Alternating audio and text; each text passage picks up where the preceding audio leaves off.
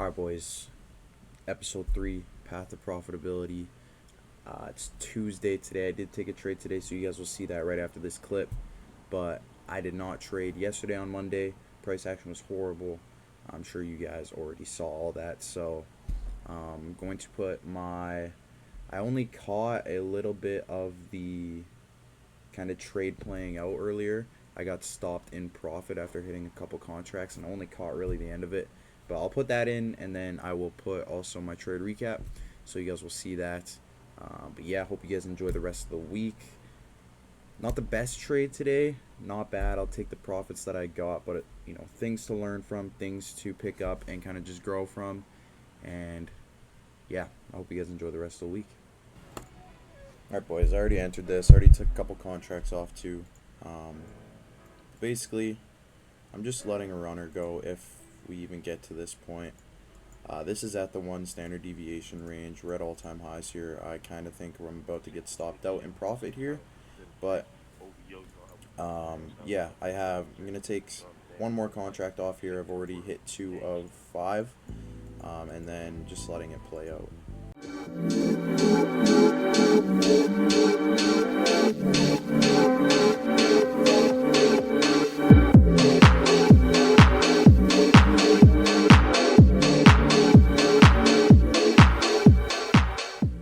Alright, boys, it's later in the day, but I'm going to go over my trade here. I was coming in the morning, had a very bullish bias as overnight we're kind of just pumping, slowly chopping up. Right before I got on the market, we swept the previous day high. So what I wanted to see was a pullback with equal lows here with a couple 1 hour fair value gaps in OTE. So I didn't think we would pull back all this low, but I was just looking for some kind of pullback to move us higher. But instead, we just continued to pump. So I caught a continuation. So what happened is we had a few strong 5-minute fair value gaps open here, a pretty big 15-minute. So I used the 15-minute. I wanted to see us retrace back into this gap, which is what happened. We retraced into CE of this gap and held it, and then also was in equilibrium of this small leg up. Basically just here, I just needed to see this inversion. Honestly, this was really the only trade that I saw up until this point, like only decent setup. Yeah, we tap into this 15, hold CE, we put in this internal SMT as ES was a little bit more bullish, and then we got this 2-minute inversion. Couple things with this candle closure. I wasn't huge on where we closed, like we closed with 1 point to spare, and then also ES did not inverse this gap. ES actually didn't even tap into the 2 minutes, so I'm thinking that's kind of why it worked out, because ES did not tap into this 2 minute. I feel like if ES would have mitigated some of this gap and not closed the inversion, then we would have seen a deeper pullback. But I think because ES did not tap into this gap, I think that's a good reason why this inversion worked.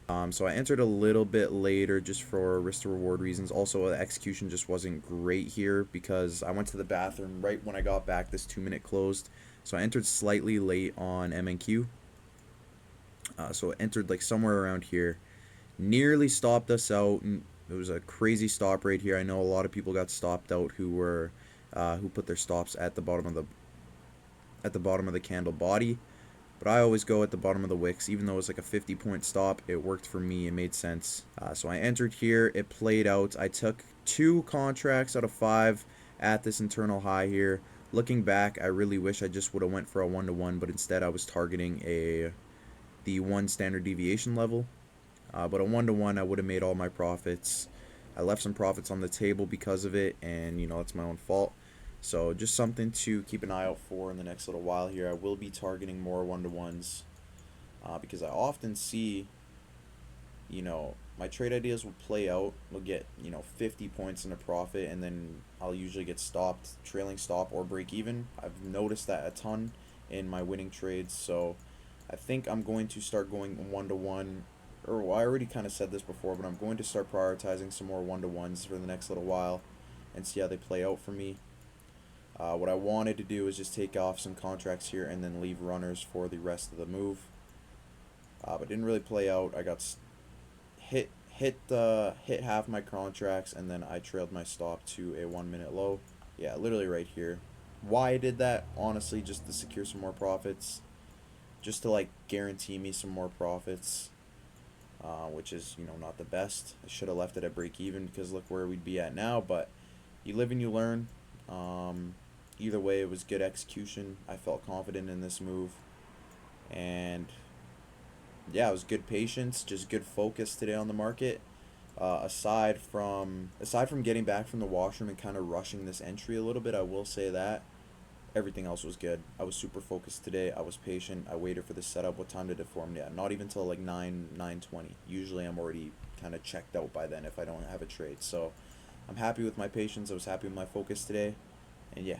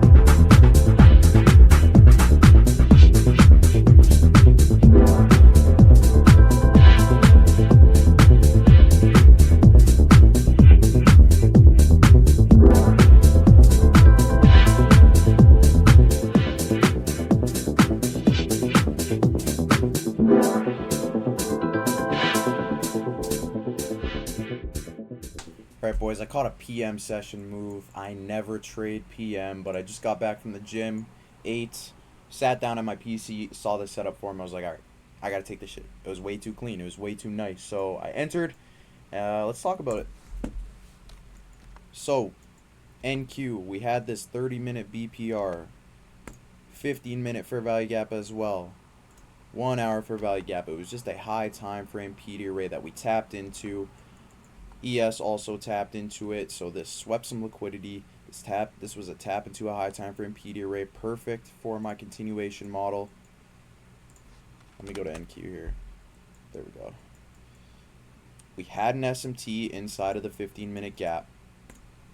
All I needed was an inversion off of this, and that's what we got. We got a 5-minute inversion. It did take a while to close. I put my stop at the bottom of the candle bodies just for risk to reward reasons. It was already a 50-point stop, so pretty big. I didn't want to make it any bigger. And I was just targeting all-time highs. Went break even at this internal high here because ES was showing a lot more upside. Actually, ES was showing more downside at this point. NQ took this internal high, and then ES started pumping and ripping. ES took the all-time high before NQ did. But I chose to hold because I really didn't see any reason for us to move lower, regardless of ES hitting this high. It's all-time highs, so even if we get this sweep of liquidity and take out all this liquidity, I doubt that there's going to be too many orders here that's going to push us lower. So I chose to hold, and it played out for me. Very nice move, very nice execution, very nice trade. I don't typically trade PM session like I said, but this was way too clean. Took a really long time to hit. Literally was in this trade for over an hour, but it played out, and I'm happy about it. So yeah, hope you guys enjoy. Alright, boys, I'm just going very quickly over this. This is the second time I'm recording this, but yeah, took a loss today. PM session trade. There was nothing in the morning session. I've seen a lot of people take this sweep of the internal liquidity, and then there was a 2-minute inversion, I believe, but just wasn't really it for me. I didn't like the setup. But after that, we pumped, put in all-time highs, and then we finally got a pullback. That was exactly what I wanted. Initially, we had formed equal lows inside of a 1 hour and right above an 1 hour and 4 hour fair value gap. So what I wanted to see was us sweep, come into this high time frame PD array, and then get a reaction, which is what we did. Put in an external SMT as well inside of the gap. Everything I needed to see. I really like this. It was a really nice V-shaped reaction on the 1 minute as well. On the low time frame, where is it at? There it is. Very clean reaction. And then we got the 5-minute inversion. ES did not need to inverse anything, but we had a nice reaction on ES as well. So a couple things that I think went wrong with this trade. As you see, it's played out now. I think I had the right idea. I just entered a little bit too soon. So ES was about 20 points away from Asia low. We had swept a bunch of liquidity already, or sorry, not Asia low, but it was an internal hour low inside of an hourly fair value gap. ES had swept London low, Asia low, true day open, um, and just took out a bunch of the low resistance liquidity that was resting below. So I didn't think that we needed to come all the way into this hourly low and hourly fair value gap, but we were 20 points away after like a 300-point dump. It totally made sense why we needed to tap into that hourly and sweep that liquidity. So that's one of the mistakes. Another mistake is this 5-minute inversion. It just barely closed, like literally closed with a point to spare. I would rather see us close, with a little bit more leeway, a little bit more room, um, just a little bit more kind of confirmation, right? This is not the best closure of this inversion, but we had a 5-minute inversion, 3-minute, 2-minute, and multiple 1 minutes. So I decided to enter, but definitely can see where I went wrong. I'm a little bit upset about this one just because it was a good setup. I was patient. I waited for what I want to see. The market presented exactly what I wanted to see.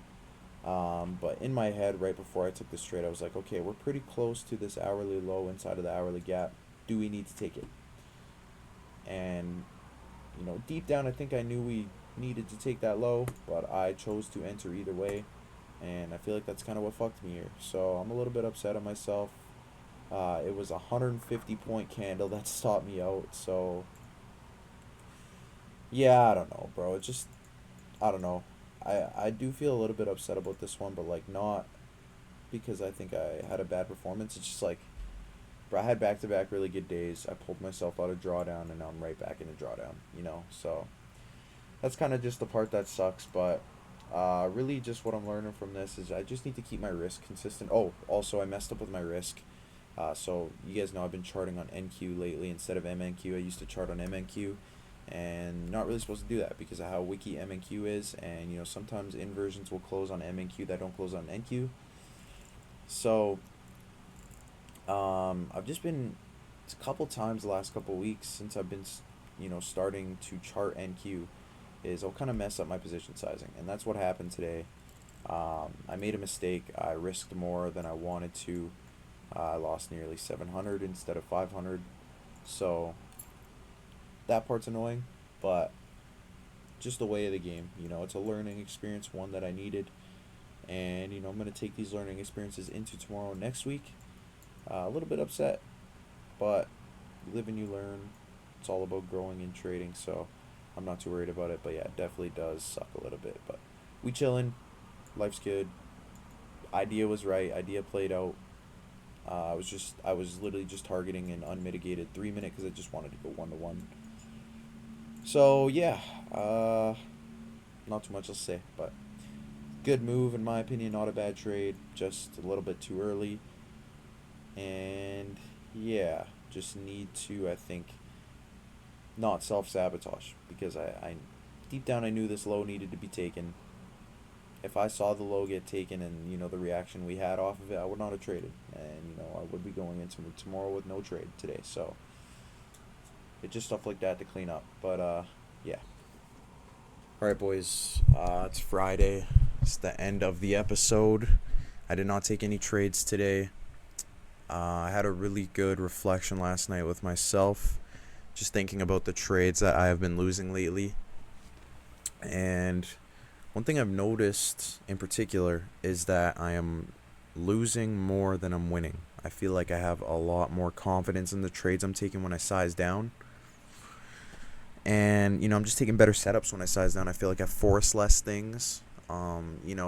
There's obviously the few exceptions where I'm making like $700, $800 a trade.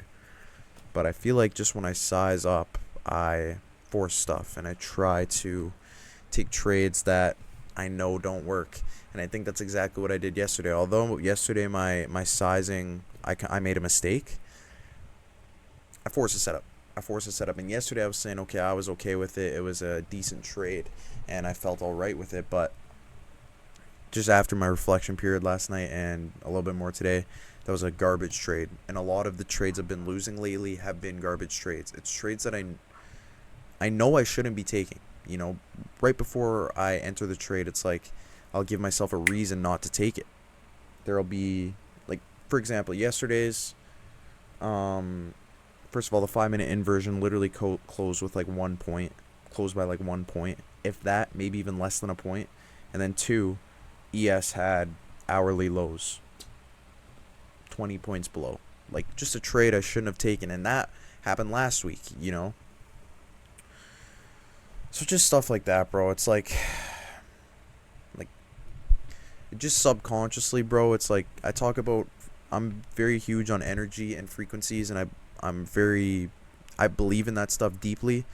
Bro, that is just purely my old frequency, like completely sabotaging myself. I see, literally, as the trades form, as the setup's forming, I give myself a reason. I see reasons why I shouldn't take it, and I still take it.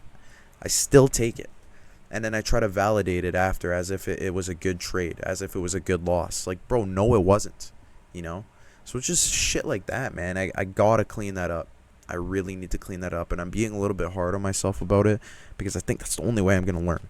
It's the only way I'm going to learn. It's so frustrating, bro, but it's nice that I've identified this now and I can really build off of it and move forward and acknowledge the fact that I need to make a change. But just the fact I let it go this long without, I was just validating my losses. I was coping. All these losses lately have been complete cope. Trades I shouldn't have taken. So it's shit like that, man. It's super upsetting that I let it get this far, and I just need to be better, and I will be better. I promise you guys that. This next week is going to be my best week of trading. I know I've said that probably a couple weeks in a row now, but this next week, 100 million%, no doubt about it, is going to be my best week of trading. I ended this week red, a lot less red than I have been in the last previous weeks. But yeah, 2 wins and a loss this week, and I still end up red. Like, how does that happen? You know, so I need to, first of all, I need to be more consistent with my risk. I know I made a mistake yesterday with my risk, but I need to be more consistent. I need to risk the same thing every single trade. 2, if I notice reasons for this trade not to play out, and subconsciously I'm saying it to or even consciously I was saying it to myself yesterday. I was very conscious that I shouldn't have taken that setup, and for some reason I still pressed buy.